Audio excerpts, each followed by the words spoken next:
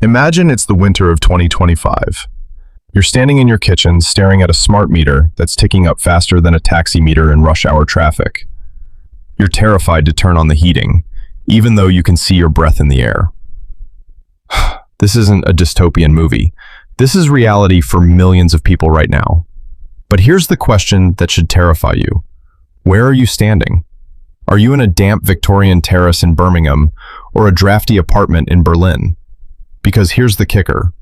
In the first half of 2025, electricity prices in the UK surged by a staggering 40% compared to the year before.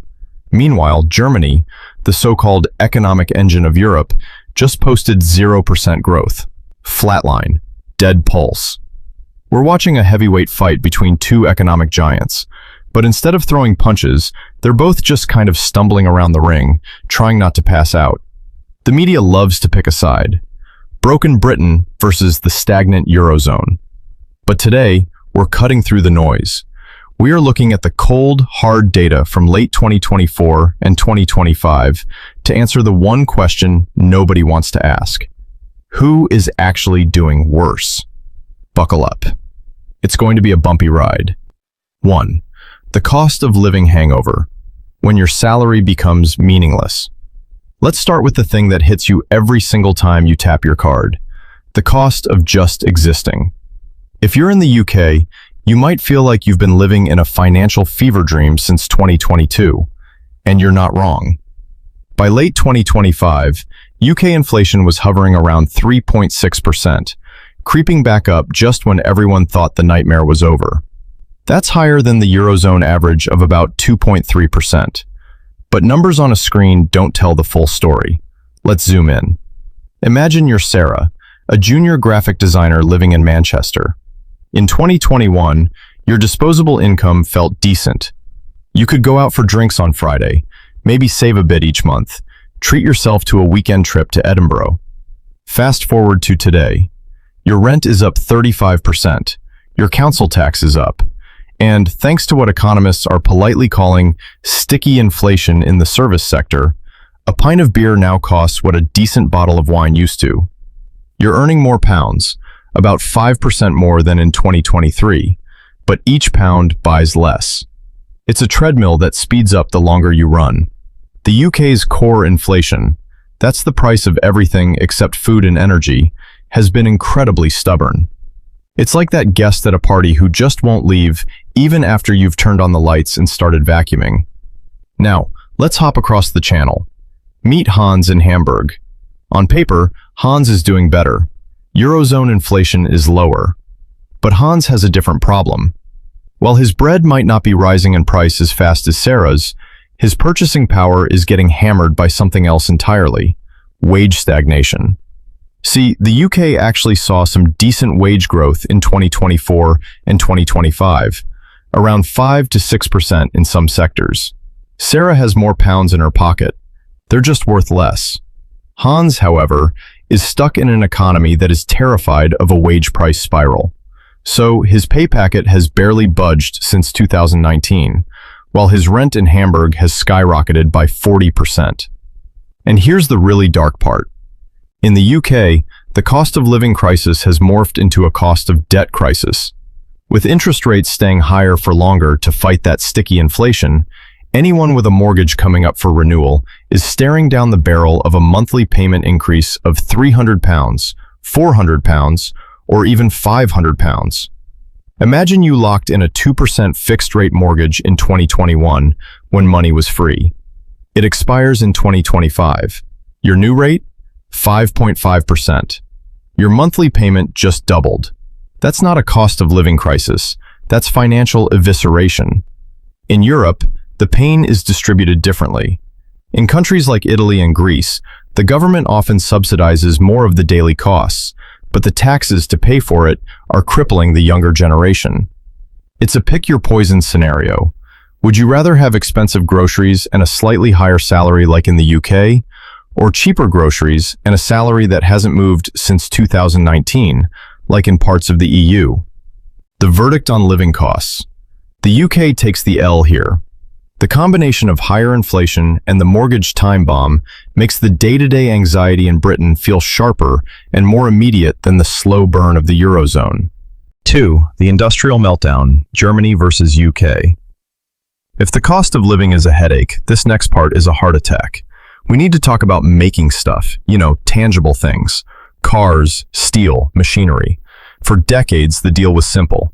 The UK does finance and services, moving money around, and Germany does manufacturing, making actual things.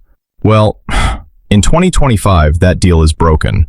Germany is currently in what economists call a structural slump, but what I call a slow-motion car crash. In Q3 of 2025, Germany posted 0% GDP growth. Zero. Zilch. The mighty German industrial machine, the Wirtschaftswunder that rebuilt a nation from rubble, is rusting. Why? Because they bet the farm on two things: cheap Russian gas and endless Chinese demand for BMWs. Both of those bets failed spectacularly. Let's look at a specific case study, the chemical giant BASF. They are literally scaling down operations in Germany, their home for over a century, to build plants in China. When your biggest companies are packing up and leaving because energy is too expensive and red tape is too thick, you don't just have a recession, you have an existential crisis. Now look at the UK. You'd think with Brexit, British manufacturing would be dead in the water. And to be fair, it's not exactly partying. UK manufacturing output fell by 1.0% in late 2025. But here's the twist. The UK economy grew by 0.1% in Q3 2025. It's pathetic growth, sure. Anemic is the word the IMF uses, but it's positive. Why? Because the UK isn't as reliant on making stuff. The British economy is powered by services, lawyers, consultants, tech bros, and creative industries. And that sector has been surprisingly resilient. While German factory workers are being put on Kurzarbeit, short-time work schemes, British service exports are actually hitting record highs. But don't break out the champagne yet, Britain. There's a dark side to this too, because the UK has let its industrial base rot. It has zero resilience. If a global supply chain snaps, Germany can at least try to build what it needs. The UK? It just has to wait and pay whatever price the market demands. Imagine you're a steelworker in Port Talbot. You're watching the blast furnaces go cold, replaced by electric arc furnaces that need 70% fewer workers. You're being told this is modernization, but it feels a lot like abandonment. Meanwhile, your German counterpart in the Ruhr Valley is still employed, but he's standing in a factory that's losing money every single hour it operates. The verdict on industry. The EU, specifically Germany, is actually doing worse here. The collapse of the German manufacturing model is a massive structural threat to the entire Eurozone. The UK's decline in manufacturing is old news. Germany's decline is a fresh, gaping wound that nobody knows how to stitch up. So we have one guy who can't pay his heating bill, UK, and another guy whose job is disappearing because his factory is obsolete, Germany. But if you think that's depressing, wait until we talk about where they're supposed to sleep. 3. The housing nightmare. Chronic pain versus acute failure. If you think paying for energy is bad, let's talk about having a roof to keep the heat in. This is where the battle gets ugly. Really ugly. In the UK, the housing market is essentially a cult. You either own a home and pray prices go up forever, or you don't, and you're trapped in a rental market that feels like the Hunger Games. By late 2025, the average rent in London and Manchester didn't just rise, it ascended to a higher plane of existence. We're seeing bidding wars for moldy one-bedroom flats where prospective tenants are offering 6 months rent up front just to get a viewing. The UK has a chronic shortage of homes. We simply haven't built enough for 30 years. NIMBYism is a national sport. Planning permission takes longer than a prison sentence. But here's the twist. While the UK has a chronic shortage, parts of the EU are facing a total construction collapse. Look at Germany.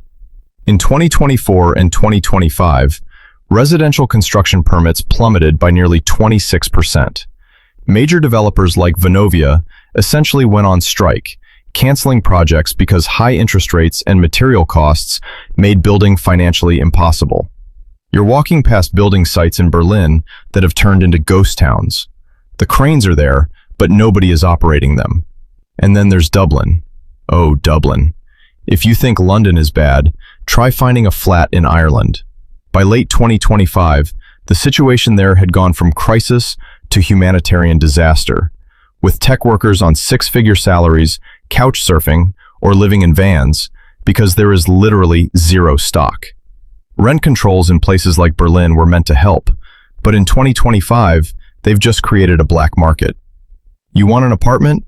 Sure, the rent is capped at 800 euros, but you have to buy the previous tenant's kitchen furniture for 20,000 euros cash. I'm not making this up. The verdict on housing. It's a tie, but a miserable one. The UK is suffering from a 30-year failure to build. The EU is suffering from a sudden, violent capital strike that has frozen new supply. If you're a renter, you lose in both places. Speaking of losing, if you want to grow your knowledge on how the global economy is trying to bankrupt you, hit that subscribe button. We're tracking the collapse so you don't have to. And let me know in the comments, would you rather have UK rent prices with a UK salary or an Italian village house for €1 with no job prospects? I'm genuinely curious. 4. The demographic time bomb, the silent killer. Now, let's zoom out. Forget the rent for a second. Let's talk about who is actually going to live in these countries in 20 years. This is where the UK pulls a surprise card from its sleeve. By late 2025, a strange statistic hit the headlines. Italy briefly overtook the UK in GDP per capita. The Italian media cheered. But wait, how did they do it? Did the Italian economy boom? No, their population shrank. If you have the same amount of money but fewer people to share it with, technically everyone looks richer on paper. But that is the math of a graveyard. Southern Europe is facing a demographic apocalypse. Italy's fertility rate hit an all-time low of 1.13 in 2025. They are losing the equivalent of a city the size of Bologna every few years. Germany isn't far behind. They need 400,000 skilled immigrants every single year just to keep their factories running, and they aren't getting them. Now look at the UK. It's crowded. The trains are packed. The waiting lists are long. Why? Because the population is growing. Immigration numbers in the UK have remained historically high, even post-Brexit. While that causes massive friction, social tension, strain on the NHS, housing pressure, economically speaking, it's a pulse. A growing population consumes, works, and pays taxes. A shrinking population just retires and needs a pension. In 2025, Spain had a youth unemployment rate of nearly 25%. In the UK, it was around 15%. That's a massive difference. If you're 22 years old, your chance of getting any job is significantly higher in Birmingham than in Barcelona. The verdict on demographics. The EU, specifically the South and Germany, is doing worse, much worse. The UK has growing pains, overcrowding and infrastructure strain. The EU has dying pains, an aging workforce that can't support the retirees. 5. The Sick Man Olympics, GDP and growth. Okay, let's look at the scoreboard. The holy grail of economics, GDP. For most of 2023 and 2024, the UK was the laughingstock. Worst performing economy in the G7, screamed the headlines. But in late 2025, the tables have turned. The IMF upgraded the UK's growth forecast to around 1.5%. Not great, not terrible, just meh. Germany? They are forecasted to have effectively zero growth. The German economy has been stagnant since before the pandemic. They are the anchor dragging the entire Eurozone down. Why the switch? Because the UK economy is flexible. It's chaotic, yes. It has zero long-term plan, yes. But it adapts. When energy prices spiked, the UK service sector pivoted. The Eurozone, bound by the rigid rules of the single market and the slow bureaucracy of Brussels, can't pivot as fast. Germany spent 20 years optimizing its economy for a world that no longer exists, a world of cheap Russian gas and friendly Chinese trade. Now that world is gone, and they're stuck. The verdict on growth. The UK wins this round. Barely. It's the difference between a guy limping with a sprained ankle, UK, and a guy in a full body cast, Germany. One is moving slowly. The other isn't moving at all. But don't get patriotic yet, Britain, because while the economy is growing, the public services are collapsing. And that brings us to the final and perhaps most painful comparison. 6. The body breakdown. Healthcare and services. If the economy is the engine, the healthcare system is the oil.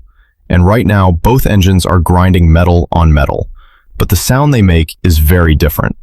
Let's start with the national religion of the United Kingdom, the NHS. By late 2025, the NHS isn't just struggling, it has fundamentally changed. We are seeing a two-tier system emerging in real time. If you have money in the UK, you go private. You have to, because the alternative is playing Russian roulette with waiting lists. Imagine you're Dave in Leeds. Dave needs a hip replacement. In 2025, the waiting list for routine hospital treatment in England is still hovering near the 7.5 million mark. Dave isn't in critical danger, so he waits. And waits. He can't work properly because of the pain, so he drops out of the labor market, which hurts the economy even more. It's a doom loop. The UK model is, it's free, but you can't have it. Now let's fly to Berlin or Paris. The European model, generally based on social insurance, is often held up as the gold standard. You pay a percentage of your salary and you get access. In Germany, if you need a specialist, you can usually see one much faster than in the UK. But in 2025, the bill for that access has arrived. Germany's health insurance contributions hit a record high this year. An aging population means fewer workers are paying for more sick retirees. If you're a freelancer or a high earner in Germany, your monthly health insurance premium is now eye-watering. We're talking hundreds of euros a month, mandatory. And in France, the system is buckling under a shortage of doctors in rural areas, what they call medical deserts. You might have great insurance, but if the nearest GP is 50 kilometers away and retiring next week, good luck. The verdict on healthcare. The UK is doing worse, much worse. While European costs are rising, the systems function. If you break your leg in Munich, you get it fixed. If you break your leg in Manchester, you might spend 12 hours on a trolley in a corridor. The psychological toll of knowing the safety net has holes in it is a massive drag on the British national psyche. If this is making you uncomfortable, good. That's the point. The only way to address a problem is to acknowledge it first. Drop a comment below. Have you experienced NHS waiting lists or European healthcare? What's the reality from your side? I want to hear your stories. 7. The stability index. Apathy versus anger. You can tell a lot about a country by how its people express their rage. In the UK, the mood in late 2025 is exhausted apathy. After the political roller coaster of the early 2020s, Boris, Liz Truss, remember the lettuce, Rishi Sunak, and then the Labour government taking over with a mandate to fix things, the reality has set in. There is no magic money tree. The UK public is suffering from crisis fatigue. Taxes are at a post-war high to plug the fiscal black hole, but services aren't improving. The result isn't revolution, it's cynicism. People have checked out. They don't trust any politician to fix it. It's a low-energy depression, like a national hangover that won't clear. Now look at the EU. The vibe is not depressive, it's explosive. France and Germany are grappling with a surge in far-right populism that makes UK politics look like a polite tea party. In Germany, the AfD, Alternative for Germany, has been polling dangerously high, winning state elections and shattering the political consensus. The firewall that kept the far right out of power is crumbling. Why? Because of immigration, energy costs, and the feeling that the industrial heartland is dying. In France, the political center is hollowed out. Every election feels like a standoff between the establishment and the radicals. And let's not forget the farmers. Remember the tractors blocking Brussels? That wasn't a one-off. In 2025, the tension between green policies, net zero, and the people who actually grow the food has reached a boiling point across the continent. The verdict on stability. The EU is doing worse. The UK is stable but miserable. The political system is intact. Nobody is storming Downing Street. But in the EU, the very fabric of the political union is being stretched. The rise of anti-EU parties in major member states threatens the existence of the project in a way that UK cynicism doesn't. Britain has already left the club. The EU is fighting to stop the club from burning down. 8. The Great Escape. The brain drain reality. This is the point where we stop comparing the two cripples and look at the athlete running past them both. If you are a talented 25-year-old software engineer, data scientist, or doctor, the UK versus EU debate is irrelevant to you. Why? Because you're looking at a job offer from the United States, or Dubai, or Singapore. In 2025, the wealth gap between Europe, including the UK, and America has become a canyon. The average salary for a senior dev in London? Maybe £80,000. In Berlin? €75,000. In Austin, Texas? $180,000 plus stock options plus sunshine. Both the UK and the EU are suffering from a massive brain drain. The brightest minds are looking at the taxes, the housing costs, the stagnation, and they are buying a one-way ticket to New York, Dubai, or Singapore. However, the UK has a slight advantage here, or rather, a disadvantage that looks like an advantage. The UK has a global talent visa scheme that is remarkably open. While British grads are leaving, the UK is still attracting talent from India, Nigeria, and Hong Kong, who view the UK as a stepping stone to bigger opportunities. The EU, hampered by language barriers and rigid labor laws, struggles to attract top-tier non-European talent at the same scale. If you don't speak German, moving to Frankfurt is hard. If you don't speak French, Paris is a nightmare. Everyone speaks English. The verdict on brain drain. It's a tie. Both are losing their best people to the US and Asia. Europe is becoming a museum.